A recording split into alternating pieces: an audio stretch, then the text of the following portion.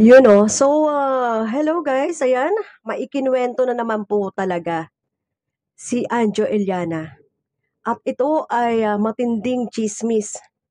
Betrayal of public trust to eh. Kumbaga sa ano, etong senador na tong nire-refer niya na manyakis daw, ay syempre iginagalang natin, public servant to eh. Kailangan malinis siya. Sa Senado naman ang kwentuhan natin, meron sana akong gustong ikwento sa inyo na magandang kwento to. Siyempre marami tayong kaibigan na senador dahil tayo po ay nagtrabaho sa Senado ng 2 taon. Mula 2022 hanggang 2024. 2 years may kwento sa akin ng isang senador. Ay meron daw bagong senador na nanalo noong 2022. At sabi sa akin ng kaibigan kong senador, sabi niya, grabe naman yung senador na yun, yung bagong senador. Sabi ko, bakit? Niyayaya kami sa Pegasus. Pegasus dyan sa Quezon Boulevard. Sabi daw tara punta tayo Pegasus mamaya pagkatapos ng session. Ang sabi daw sa kanya ng mga senador na niyaya niya hindi na pwede yan, senador na tayo, huwag tayong pupunta dyan, masisira tayo dyan. Sabi nung kaibigan ko senador, grabe yun. Napakahilig pala nun. Kaya, yun lang ang kwento ko sa iyo. Meron pong isang manyakis na senador dyan. Sa Senado. At ang pinakamaganda nito, ang tip ko sa inyo, kasi ito kwento lang naman sa akin. Kinikwento ko lang naman sa yung kwento sa akin. Pero may mga narinig na rin ako may mga nabasa na rin ako na ito nga daw senador na to talagang mahilig pumunta dyan. At ang masama, nagre-reklamo daw yung mga babae dyan kasi kung ano-anong mga pinapagawa daw. Kaya wala tayong preba pero ang pinakamaganda niyan buti pa pumunta kayo mga lalaki, pumunta kayo dyan sa Pegasus at tanungin nyo kung meron ba talagang senador dito na talagang nagpapahirap daw sa mga babae. Isang senador, kaya i-check nyo kung totoo ito, kung meron talagang manyakis dyan na bastos. At ito pa palang kwento sa akin, yung mga nag-a-apply daw na mga staff ang kwento sa akin hindi ko alam kung totoo talagang ang kapalit daw alam nyo na kaya naku, ingat tayo dyan sa mga ganyan na mga clean image, pero naku, may mga hidden na may itim na mga secrets pala itong mga to. Kaya basta't mag-ingat po tayo. Darating na naman yung halalan sa 2028. Mamili po tayo ng mga talagang matitinong namumuno sa atin. Hindi yung nagpapayaman, ang yayabang. Akala mo para sa mahirap, akala mo pag nangangampanya, akala mo para sa mahihirap pag nanalo na nagpapayaman lang pala. Chismis lang yan, chismis. Ngayon, kung totoo ang sinasabi ni Anjo na manyakis nga ito at lagi nga dyan sa Pegasus, ay betrayal of public trust to. Kailangan malaman natin kung sino ito, no? So kasalanan nito ni Anjo kasi nagsisiwalat siya Binubuko niya eh. So, ibig bang sabihin nakatingin na lang si Anjo sa mga ginagawa ng mga senators? Maganda yan, okay, maganda yan. Pero ako, alam mo, Anjo, ito lang masasabi ko sa iyo, nanganganib ang buhay mo. Sa kadaldalan mo nanganganib ang buhay mo. Ewan ko lang Pero kung totoo man 'to, ay dapat malaman natin kung sino 'yan, na pumupunta pa nga raw sa Pegasus. Tapos ayon sa kanya ay nagtrabaho nga daw siya sa Senado, kaya nga nalaman niya itong mga 'to. So, may nabasa tayo na eto nga po ay naging staff ni Jinggoy Estrada, 'no? So yun siguro ang sinasabi niyang nakapagtrabaho siya sa Senado, kaya marami talaga siyang nalalaman.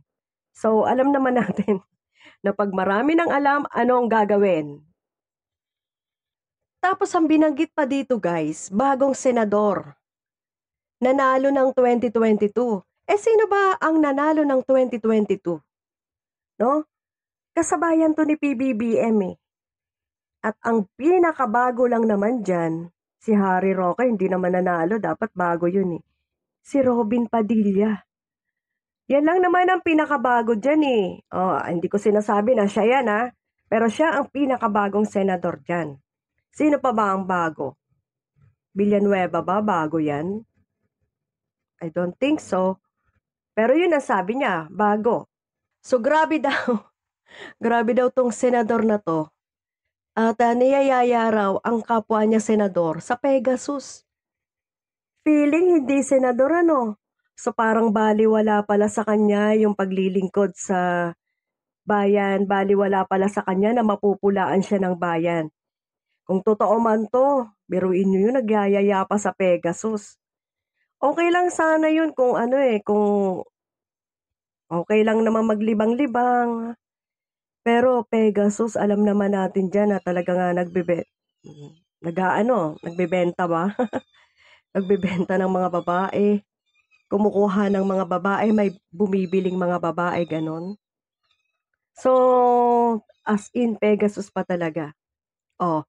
After session daw, ay nagyayaya daw itong senador na manyakis na 'to papuntang Pegasus. Tapos hindi raw sinasamahan dahil nga mga senador na tayo. Hindi na tayo puwede diyan. Yan daw ang nito, ang payo ng mga senador na niyayaya. Oo nga naman, kasi niyayaya mo lalong-lalo na kasama pa si Anjo or hindi, kasama pa yung isang kasi ang sabi ni Anjo ay kinuwento nga lang sa kanya. Tsaka magyayaya ka if pinagkakatiwalaan mo yung mga kasama mo na, katulad nito, kumakanta. Puwede naman yun maglibang-libang ka pero paano yan pagka nalaman ng taong bayan, paano yan pagka may, nagtsu-tsu, di yari ka. Public trust tsaka hindi, mapupulaan ka na, "Ay, manyakis pala 'tong taong 'to. Tingin ko may asawa na rin 'to." 'Di nga lang niya binanggit na may asawa na 'to. So kilala niyo na kung sino yung bagong senator. So, ang tingin ko rito guys, hindi naman 'to si Tito Sen dahil 'di ba, binanatan niya ng binanatan si Tito Sen. Pero ang sabi niya kasi bago at nanalo nung 2022, si Tito Sen hindi naman nanalo nung 2022, 'di ba? 2020, I think ibang taon, hindi 2022. No, so hindi si Tito Sen 'to. Alright? So bago raw eh. So talagang mahilig daw pala talaga itong senador na 'to at nagpupunta sa Pegasus, kung ano-ano raw pinapagawa sa mga babae. Ibig bang sabihin nito pinagtitiripan niya yung mga babae? Power trip, gano'n? Parang hindi pa ito normal. Addict ba 'to? Kasi nagtitrip kung ano-anong pinapagawa, pinapahirapan daw yung mga babae sa Pegasus. Grabe ka naman Anjo pero ibang klase ka Anjo. Ibang klase yung pagka-CCTV mo talaga. Bilib na ako sa'yo Anjo. Pero ang payo ko sa'yo Anjo mag-ingat-ingat ka. sa mga isinisiwalat mong yan. Kahit na blind items pa yan, blind item pa yan. Mahuhulaan at mahuhulaan yan ng mga netizens. Napakatatalino na ng netizens ngayon. Tiruin mo bago. Siyempre, manyakis ito, mahilig pa ito, medyo bata-bata pa ito. Kasi mahilig pa eh. Pagka yung medyo may edad na, hindi na po yan mahilig. Pera na lang kung talagang kahit na matanda na siya.